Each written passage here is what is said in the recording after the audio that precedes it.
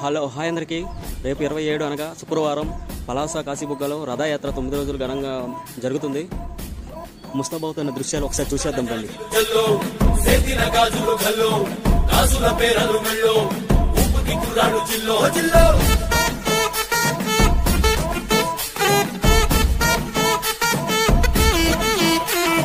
సింగడు రంగడు గుళ్ళు వేషాలు కట్టారు పోలు నెత్తిరి తెల్లారు ఊళ్ళు చువ్వలు తేలాయి గాలో గాలో